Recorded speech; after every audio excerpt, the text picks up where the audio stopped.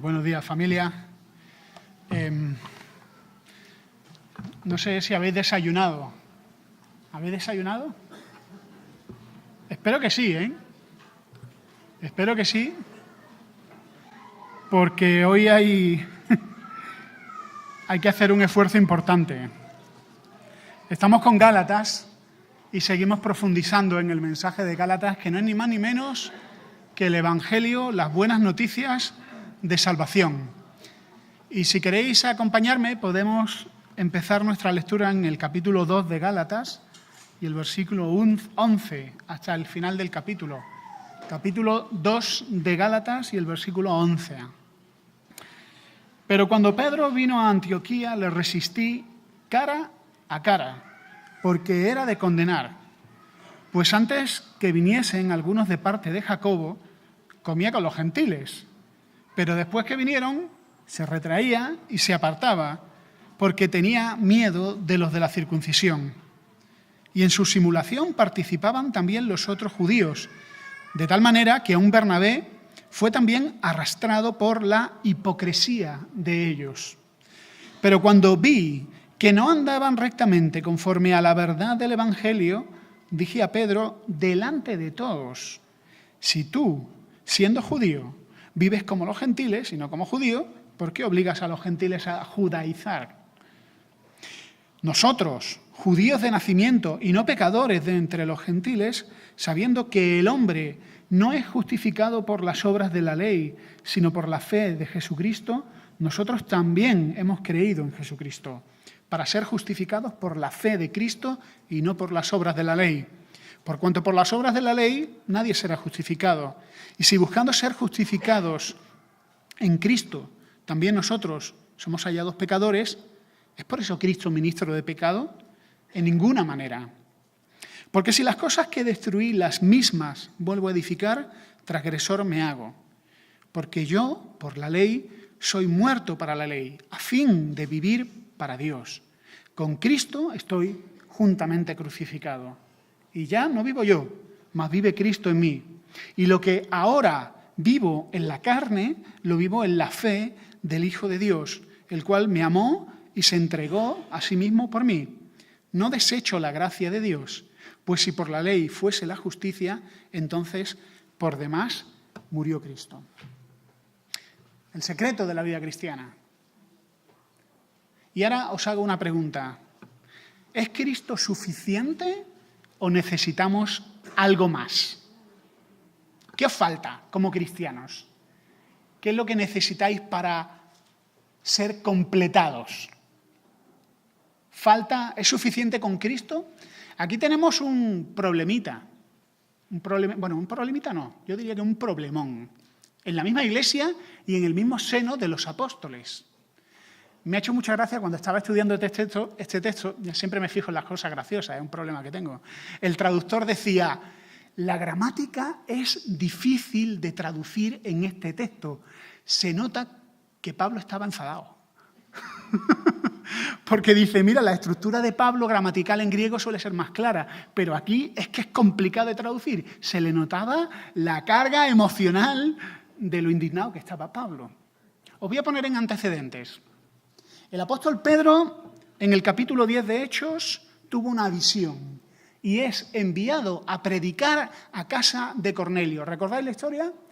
Un romano y, por lo tanto, pagano, aunque con gran afinidad al Dios de Israel.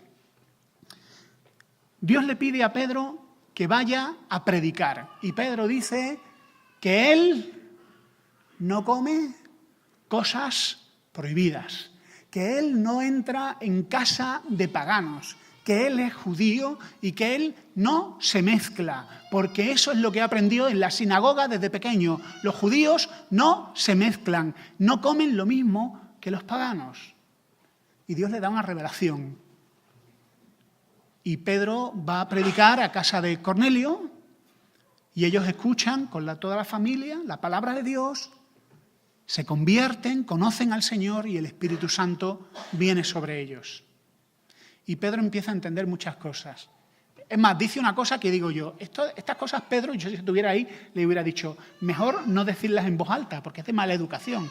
Pero él dice, ahora entiendo que Dios no hace acepción de personas. Este es el misterio del que habla Efesios, el apóstol Pablo en Efesios, un misterio que hasta entonces no había sido revelado, y es que los gentiles, es decir, los que no tenemos procedencia judía, somos herederos junto con el pueblo de Dios. Para nosotros esto está muy claro, pero en aquella época era un problema. ¿Y qué ocurre? Pues que en este viaje misionero Pablo está en las iglesias de Galacia, ahí está Pedro, y de pronto vienen algunos que parece que vienen de parte de Jacobo. Esto es curioso porque en Hechos capítulo 15 también dice que había algunos de parte de Jacobo que empiezan a decir, tenemos que obligar a los gentiles a guardar toda la ley. Y en el mismo seno de la iglesia había algunos que enseñaban eso. No, con Cristo no es suficiente. Tenéis que guardar creo que son 513 mandamientos que hay en la ley. Que son muchos, ¿eh? Y eso te cambia la vida. Hace poco en internet hubo un youtuber que dijo, voy a vivir un año entero conforme a las prescripciones levíticas. El vídeo está por ahí, es muy curioso. Y el tío empieza a vestirse, a comer. Lo hace un poco de guasa al final, porque en el fondo hay una parte ritual y ceremonial, pero hay otra parte espiritual que el tipo, que no es creyente, no pudo cumplir. Pero era complicado, ¿eh? El tipo no lo tuvo fácil. Cuando estos llegan, estos que vienen de parte de Jacobo, de Santiago, uno de los pilares de la Iglesia, y empiezan a decir, pues, que hay que circuncidar a los gentiles, Pedro se retrae. Las tres palabras que utiliza aquí el texto son miedo, simulación e hipocresía. Es decir, Pedro deja de comer con los gentiles en los ágapes, que era una versión de la Santa Cena. Ellos tenían una comida juntos y luego tomaban el pan y el vino. Y en esa comida juntos, pues Pedro se junta con algunos creyentes y con otros no. Se junta con los judíos, los que vienen de origen judío, pero con los gentiles no come. No era solo un problema de comunión, no era solo un problema de hacer diferencia entre creyentes. Yo con estos de la iglesia me junto y con estos no. El problema iba mucho más allá. Era un problema de la esencia del Evangelio. Que podemos reducirlo a una pregunta, ¿Jesús es suficiente o tenemos que añadirle algo más a Jesús? Miedo, simulación e hipocresía son las tres palabras que utiliza el texto. ¿Miedo de quién? De estos hermanos que venían de Jerusalén. ¿Hipocresía? ¿Por qué? Porque no era lo que Pedro predicaba, no era el evangelio que Pedro había recibido. Y os remito al episodio de Cornelio. Es el mismo problema que vemos en las cartas de Juan. ¿Os acordáis hace 4 años cuando estudiamos las cartas de Juan, allá en Ricardo Ortiz? Había algunos que decían, mirad, hermanos, yo tengo una unción especial. Esto, por cierto, me recuerda bastante a lo que hoy en día aparece por ahí. Yo soy el ungido y yo tengo una unción especial. Y si necesitáis ser creyentes cabales, completos, necesitáis de mi ministerio y de mi unción. O sea, tenéis que añadir algo más. Y el apóstol Juan dice, no, vosotros ya tenéis la unción, no necesitáis ese plus, ese ministerio de otros. Cristo es suficiente, no necesitamos añadir nada a Jesús. Dice Colosenses 2 que en Él están escondidos todos los tesoros de la sabiduría y del conocimiento. Y en el versículo 10 dice, y vosotros estáis completos en Él. Es decir, como dice un amigo mío, en la vida cristiana no hay cosas nuevas. Y si las hay, cuidado porque suelen ser mala doctrina. En la vida cristiana lo que hay que hacer es profundizar en lo que ya se nos ha dado. Y aquí el problema que hay es un problema muy cercano a vosotros, porque a lo mejor en esta congregación no tenéis a alguien con 2 cuchillos diciendo ¿a quién empezamos a circuncidar? Lo cual sería inquietante, cuando menos. No hay ningún judaizante por aquí intentando decir, hoy es la comida antes del seminario de Levítico. Y seminario de Levítico. A ver qué lleváis en vuestros tuppers. A ver qué cochinadas traéis. Hago un poco de publicidad, no faltéis al seminario de Levítico. Fin de la publicidad. Entonces alguno dirá, bueno, ¿y este texto de Gálatas qué tiene que ver con nosotros? Porque no tenemos ese problema judaizante. Bueno, algunas iglesias sí lo tienen, ¿eh? Pero vamos a hablar de aquí, de esta congregación de Swances. Sí, hay un problema que tenemos muchos creyentes, y es que hemos creído en la salvación por la fe y la santificación por las obras. Esto vamos a explicarlo. Salvación por la fe y santificación por las obras. Si alguno de vosotros os preguntaran, oye, ¿cómo puede una persona ser salva? ¿Puede ser perdonado, aceptado por Dios? Hablaríamos lo que todos conocemos y que para nosotros no es tan familiar y quizá para alguno que nos visite no tanto. Nosotros no tenemos la capacidad de salvarnos a nosotros mismos. Nosotros no podemos declararnos justos. Es más, lo que la Biblia enseña es que nuestra condición, nuestra naturaleza, es una naturaleza que está corrompida. No podemos agradar a Dios. Amamos lo que Dios odia y odiamos lo que Dios ama. Estamos atravesados. No podemos sumar puntos para agradar a Dios. Pero sí necesitamos los méritos de otro que sí agradó a Dios para poder ser aceptados por Él, y ese es Jesús. El único y perfecto ser humano, Dios hecho hombre, que agradó a Dios en todo. Y Él fue ofrecido en la cruz como un criminal sentenciado, y son sus méritos los que me hacen justo y no los míos propios. Os voy a explicar una palabreja técnica. Es un término que utilizamos mucho, pero necesito explicarlo para seguir desarrollando lo que voy a decir a continuación. Justificación. ¿Qué es justificación? Esto es esencial. Mirad, la religión enseña, todas las religiones, cuando alguien dice todas las religiones son iguales, podéis decirle sí, es cierto. Todas las religiones enseñan que tú tienes que esforzarte para ganarte el favor de Dios. Cada una te dará su versión. El Islam te hablará de los 5 pilares. La versión religiosa del cristianismo, que la hay, que no es la bíblica, te dirá, no, los 10 mandamientos, con alguna modificación y tal. Los judíos te darán sus preceptos. El hombre que hiciera estas cosas vivirá por ellas, te dirá un judío, citando la Biblia. Los budistas te hablan de los nobles senderos, cómo puedes trabajar, cómo puedes ganarte la vida, cómo tienes que matar el deseo. Todos te dirán instrucciones. En ese sentido, todas las religiones son iguales, son un montón de reglas para ganarte el favor de Dios. El cristianismo histórico, el cristianismo bíblico, el cristianismo real, el único que existe, te dice, no puedes. O por decirlo de otra manera, tú eres una persona que se está ahogando, no tienes la capacidad de mantenerte a flote, y lo que no necesitas es un libro de natación. Lo que tú necesitas es un socorrista. Y ese socorrista es Jesús. Jesús es salvador porque nosotros no nos podemos salvar a nosotros mismos. No tenemos esa capacidad.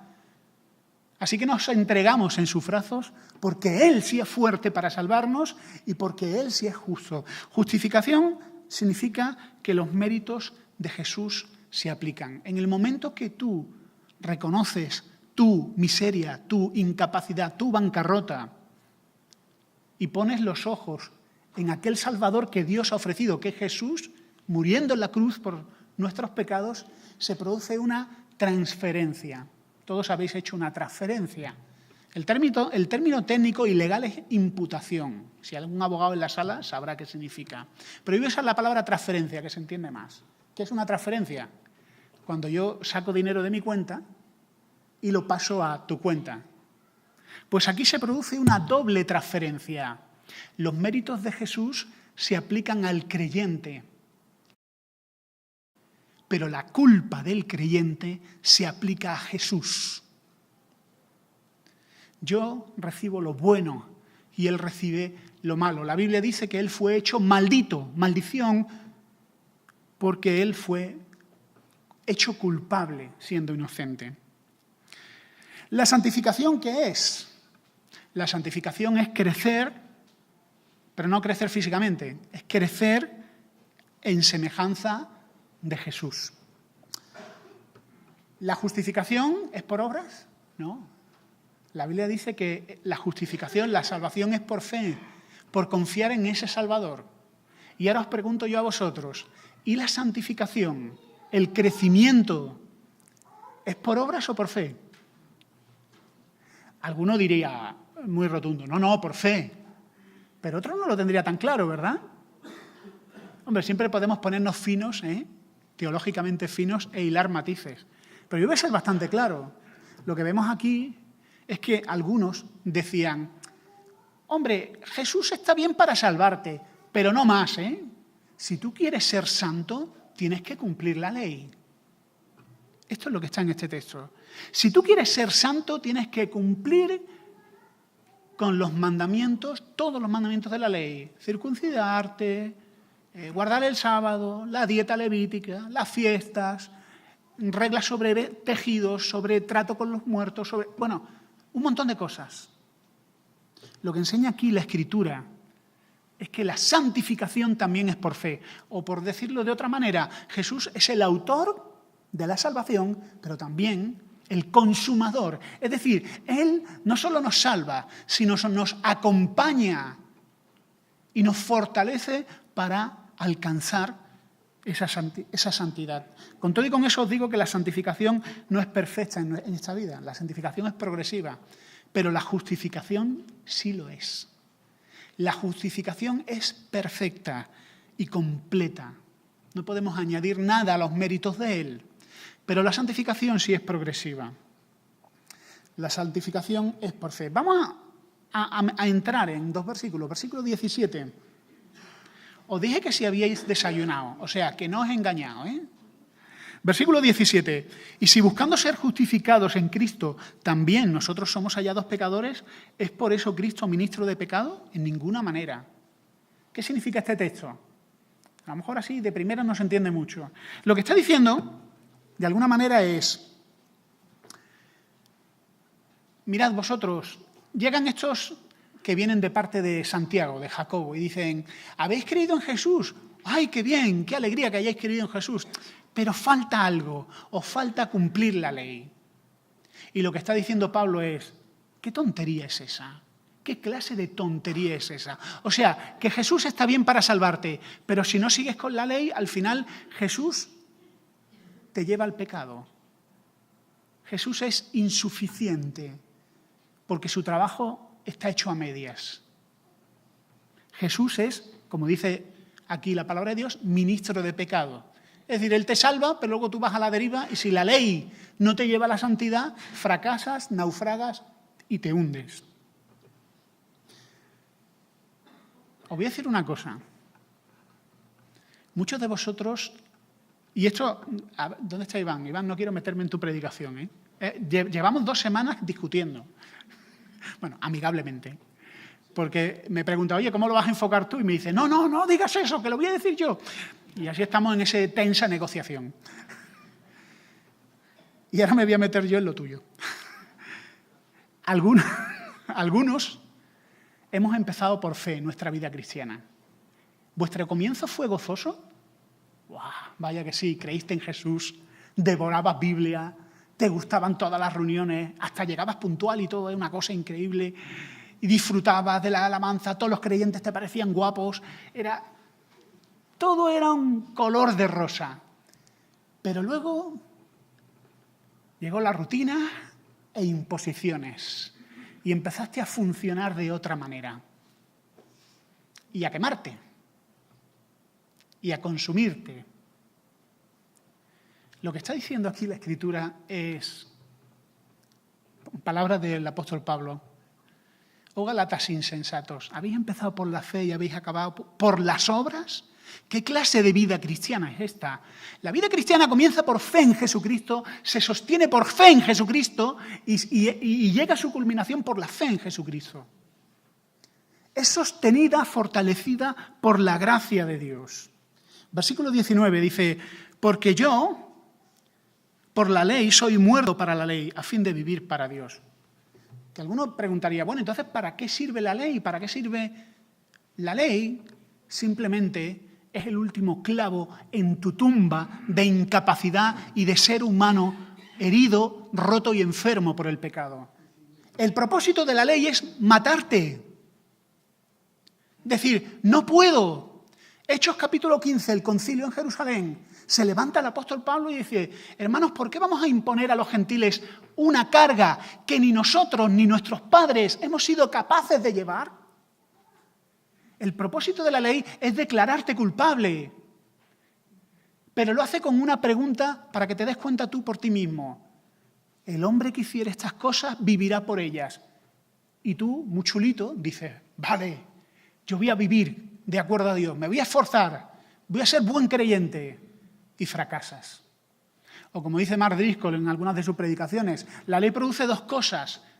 O te vuelve un hipócrita, orgulloso e insoportable, y falso, o te vuelve un tipo atormentado y destruido y por los suelos. El propósito de la ley es matarte, darte cuenta de que no puedes agradar a Dios. La ley mató a Cristo, en el sentido de que Él fue hecho pecado y castigado por la justa ley de Dios, para que nosotros heredásemos bendición. Así que lo que está diciendo aquí el Espíritu Santo por boca de Pablo es, ¿qué sentido tiene volver atrás? Y en ese sentido, amigos que nos visitáis, el cristianismo no es una religión. Bueno, veréis que no dicen palabrotas los que están por aquí. Bueno, por lo menos no se les nota. Que parecen formales. Pero si vas más allá te darás cuenta de que lo que creemos y lo que nos mueve no es una experiencia de normas y reglas, sino un encuentro con Dios que te transforma y te capacita para vivir por encima de lo que tú no puedes vivir. La vida cristiana nace por fe en el Salvador, se perfecciona por la fe en el Salvador. Y ahora vamos al final, el secreto de la vida cristiana. Bueno, antes hacía unas preguntas. ¿Estás satisfecho con tu vida cristiana? ¿O estás quemado? ¿Llevas quizá años estancado? Algunos sí, al menos durante periodos de nuestra vida. Y yo tengo que confesar que sí. Yo tengo periodos de estancamiento, de enfriamiento y donde hago las cosas por obligación. Me veis sonriendo en la iglesia, pero no siempre es así. Estamos estancados. Quizá lo que ocurre es lo que vemos aquí. Dejamos la fe, nos soltamos de la mano de Dios, de su gracia y de su poder y su fuerza y empezamos a dar pasitos nosotros mismos. Y esto es un poco como el niño, ¿no?, que aprende a caminar y dice yo solo, pero luego se estrella. ¿Cómo podemos disfrutar del gozo del nuevo creyente? ¿Cuál es el secreto de la vida cristiana? No sé si era Lutero quien decía que los 3 libros de Romanos, Efesios y Gálatas explican ese versículo que dice el justo por la fe vivirá. El justo, Romanos. Y ahí te explica qué es el justo y qué es la justificación. Por la fe, Efesios. Por gracia sois salvos, por medio de la fe. Vivirá, la tercera parte, Gálatas. El justo por la fe vivirá. ¿Cómo podemos vivir como cristianos? Quizá el que se sienta más frustrado no solo es el creyente que lleva años y que está quemado, sino el que llega por primera vez a una iglesia e intenta imitar a los creyentes evangélicos y no puede. Se le hace todo cuesta arriba y pesado. No entró por la puerta de la fe, sino de la imitación. ¿Cómo podemos vivir una vida gozosa? Vamos a utilizar una analogía. ¿Cuántos de vosotros estáis enamorados?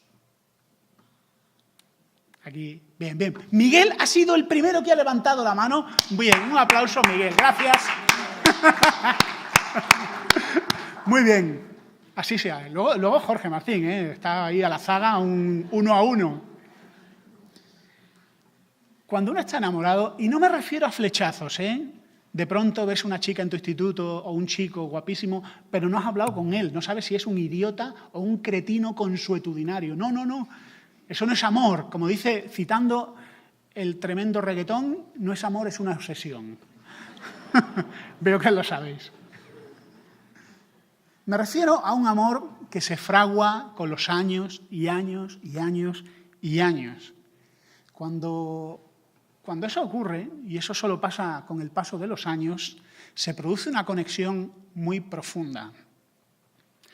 Iba a leer, se lo decía a mi mujer en el coche, iba a leer la carta del físico Richard Feynman que le escribía a su esposa difunta, pero no la voy a leer porque voy a terminar llorando. Llevo 3 días llorando con la carta dichosa de las narices.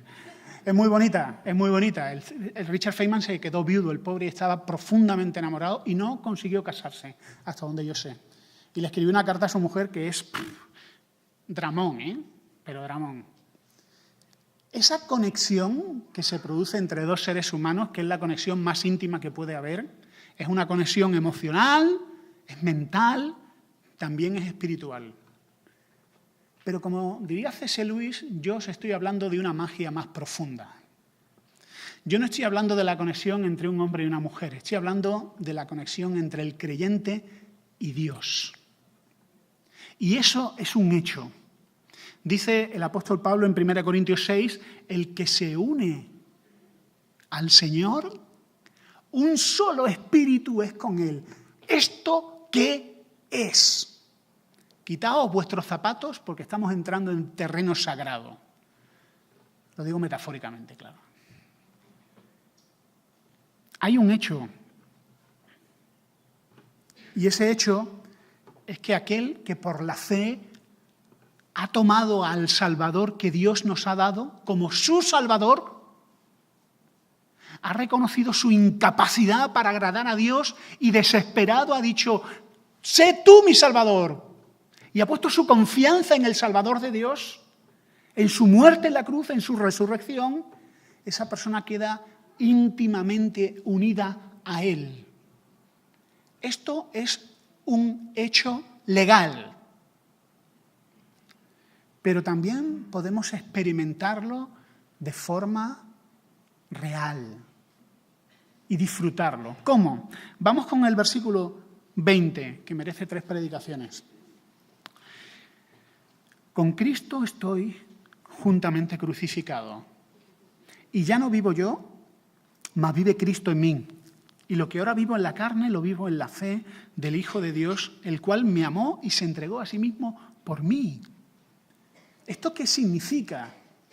Yo sospecho que vosotros, al igual que yo, disfrutáis de este versículo, pero seguro que hay mucho más que se nos escapa, ¿sí o no? Hay mucho aquí que se nos escapa. Lo he dividido en 2 partes. Con Cristo estoy juntamente crucificado, y aquí habla de nuevos propósitos. Y ya no vivo yo, mas vive Cristo en mí. Y habla de nuevos placeres, nuevos deleites. Mirad, no solo es que Pablo se considera muerto a la ley y a sus exigencias, sino que hay un antes y un después en su vida. Los planes de Pablo han sido muertos, ejecutados. El viejo Pablo, con sus metas, sus sueños, sus deseos, quedó atrás. Ahora Pablo tiene nuevas metas, nuevos deseos y nuevos retos. Y esos planes que tiene Pablo, que ya no son los suyos, sino los de Dios, Pablo se ha rendido ante ellos por una razón. Porque Él me amó y se entregó a sí mismo por mí. ¿Cómo voy a vivir de otra manera? ¿Cómo voy a servir a otros dioses o a otros señores? Él me amó. Él se entregó a sí mismo por mí. ¿Cómo, como decía el conde de Zinzendorf, cómo voy a negarle cualquier cosa? Leía una de las actas de los mártires del obispo de Esmirna, Policarpo, que ya mayorcito, muy anciano, fue llevado al martirio, al tormento, y el procónsul quería librarlo. Y le decía, Policarpo, reniega de Cristo. No tienes edad para sufrir un tormento que los jóvenes se sienten aterrados por él. Y Policarpo le respondía: 86 años hace que le sirvo y jamás me ha hecho mal. Al contrario, me ha colmado de bienes. ¿Cómo puedo odiar a aquel a quien siempre he servido, a mi maestro, mi salvador, de quien espero mi felicidad? Mirad, os voy a decir algo para jóvenes y mayores. Tú no vas a disfrutar la vida cristiana hasta que no te hayas rendido completamente a los planes y propósitos de Dios. Mientras mantengas reservas, mientras dudes del amor de Dios, mientras no confíes plenamente en Él y te reserves algo para ti, no vas a disfrutar una vida cristiana plena. Y yo no te estoy haciendo un llamado a la responsabilidad. Estoy haciendo un llamado a la seducción. Déjate seducir por esas palabras de Pablo. Me amó y se entregó a sí mismo por mí. Así que yo he muerto. Yo ya, lo que antes dice más adelante en otra carta, lo que yo antes para mí era algo muy valioso, ahora lo tengo por basura. Dice más adelante: anhelo conocerle a Él y el poder de su resurrección y la participación en sus padecimientos. Si no nos conmueve el amor de Jesús y su sacrificio, estoy citando a Tim Keller, ningún llamamiento a la consagración lo hará. ¿Por qué no obedecemos a Dios? ¿Por qué no nos rendimos a Él? ¿Por qué no nos consagramos a Él? Quizá porque no nos fiamos. Cuando yo era jovencito y los pastores te decían: ten cuidado dónde vas de fiesta, ten cuidado las amistades que tienes. Y yo sabía que Dios me pedía ciertas cosas, ¿eh? Yo lo sabía. Sabía que Dios me amaba. Pero dudaba de una cosa. ¿Dios puede hacerme feliz? Ese era mi drama personal. ¿Dios me ama? Sí, pero Él puede hacerme feliz. La pregunta al final no es esa. La pregunta es: ¿te fías de Dios? ¿Confías en Él? ¿Te has dejado seducir por su amor?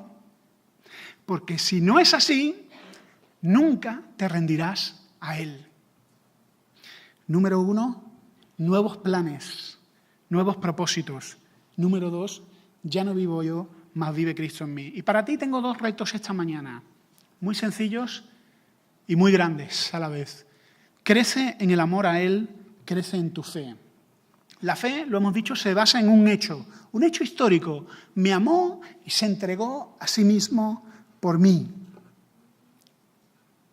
Y cuando el Señor Jesús restaura a Pedro, le pregunta 3 cosas. ¿Las recordáis? Pedro, ¿me amas? Porque al final todo se reduce a una pregunta: si le amas. No se reduce a si hay problemas en la iglesia, o si estás muy cansado, o si las cosas son difíciles. Se reducen a lo que decía Policarpo ante el procónsul: tantos años le he servido y él siempre ha sido bueno conmigo. Crece en tu amor y tu aprecio personal por Dios. Crecer en tu vida cristiana, y yo no estoy hablando de emociones, estoy hablando de un vínculo más profundo. No dejes de crecer en tu amor por Él. Número 2, crece en tu fe. Mirad, cuando el mundo habla de fe, como decía Mark Twain, fe es creer en algo que es mentira, que sabes que es mentira. No, eso no es fe. Para algunos sí, quizá. Pero fe es creer en lo revelado, en lo que ha sido revelado por Dios. La fe no es lo que te imaginas de Dios, sino que lo que ha sido revelado para ti. Y si quieres tener una gran fe, necesitas tener un gran conocimiento de Dios. Si quieres tener una gran fe y una gran fortaleza, necesitas conocer a fondo la palabra de Dios, por encima de la media. Porque este libro nos anticipa a Jesús en cada capítulo. Cada libro nos presenta a Jesús. ¿Tú quieres que Cristo viva en ti? ¿Quieres vivir tu vida, como dice el apóstol Pablo aquí, y lo que ahora vivo en la carne, lo vivo en la fe del Hijo de Dios? Os voy a decir una cosa. Es imposible vivir la vida cristiana sin un conocimiento profundo de la palabra de Dios. Un conocimiento superficial de la palabra de Dios te va a hacer un creyente débil y manipulable. Un conocimiento profundo de la palabra de Dios, una vida dedicada al estudio, y esto es una responsabilidad de cada uno, no es un mandamiento. Os estoy diciendo, aquí hay comida y agua. Nos va a fortalecer muchísimo. No basta con una lectura devocional ligera, sino vivir inmersos. Y esto, hermanos, no es algo opcional. Esto es la vida cristiana normal. Es esencial. Vivimos con una cultura hostil a la lectura. Y yo no sé, tantos electrodomésticos, al final tenemos menos tiempo. Con 30 minutos de lectura bíblica, según mi plan de lectura bíblica maravilloso, que es el de Robert Robertson, YouVersion, lees el Nuevo Testamento 2 veces al año y el Antiguo Testamento una vez al año. Y son menos de 30 minutos. ¿Qué son 30 minutos? Bueno, pues a veces es una lucha titánica. Aunque luego con el tiempo te das cuenta de que al final se basa en ser organizado. Necesitamos conocer a Dios. Una gran fe exige pensar profundamente, ser un pensador. Una gran fe implica conocer profundamente el libro que habla de Jesús. Crece en tu amor por Él un mayor aprecio por Él, un mayor impacto, una mayor gratitud por el sacrificio de Jesús. Crece en tu fe en Él y verás que la vida cristiana, en un sentido, es mucho más fácil que la vida religiosa. Verás que la vida cristiana, más que algo religioso, se parece a un romance, a un matrimonio feliz, a un amor correspondido. El amor del Hijo de Dios que nos amó y se entregó a sí mismo por nosotros, para que podamos conocerle. Que el Señor nos bendiga.